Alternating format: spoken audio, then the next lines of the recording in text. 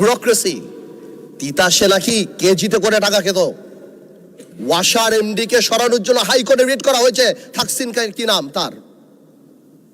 একটা বিসিএস পরীক্ষাতে বঙ্গবন্ধু শেখ মুজিবুর রহমানের ছবির পিছে যদি জাতির জনক না বলা হয়, তাহলে সেই পরীক্ষায় পাশ করানো হয় নাই। এরপরও ডিএনএ টেস্ট করে 15 লাখ টাকা ঘুষ নিয়ে তারপর বিসিএস এ চাকরি দেওয়া হয়েছে।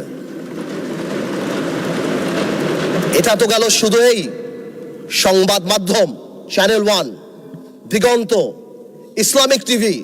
পত্রিকার মালিকরা রাত্রে ঘুমাতে পারতো না। সামাজিক যোগাযোগ মাধ্যমে আমরা একটা ফেসবুকে স্ট্যাটাস লিখে 10 বার সেটা ডিলিট করতাম, চিন্তা করতাম এই বুঝি আইসিটি আমাদের ধরলো কিনা।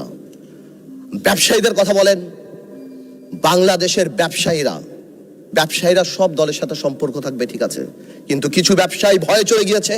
আমরা এও শুনেছি বড় বড় ব্যবসায়ীরা তৎকালীন সরকার প্রধানকে মা, আম্মু বলে সম্বোধন করেছে। কেউ কবিতা বলেছে, তুমি আমার প্রথম, তুমি আমার দ্বিতীয়। আপনারা শুনেন নাই? আমরা শুনেছি। মানে হাউ ডিসকাস্টিং একটা দেশের সিস্টেম।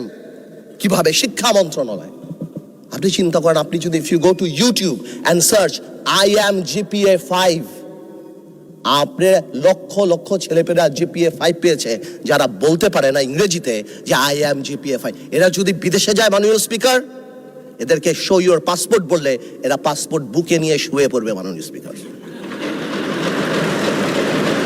আমি এই কথাগুলি কেন বললাম মাননীয় স্পিকার? আমি এই কথাগুলি এই জন্য বললাম, সিস্টেমেটিক্যালি এই দেশকে এমন ভাবে নষ্ট করা হয়েছে। এক, the young generation must realise যেটা আমাদের দোষ। We couldn't connect to them, we couldn't connect to the gen Z generation and tell them what atrocity been going on. আমরা কি ট্রমার মধ্যে থেকে 17 বছর গিয়েছি। আরেকটা রিজন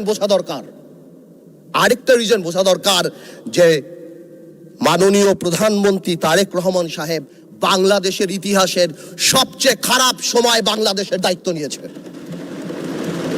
বাংলাদেশের প্রধানমন্ত্রী তারেক রহমান সাহেব যখন গণতন্ত্র ক্ষতবিক্ষত, তখন বাংলাদেশের দায়িত্ব নিয়েছে, যখন the whole country system is completely corrupted.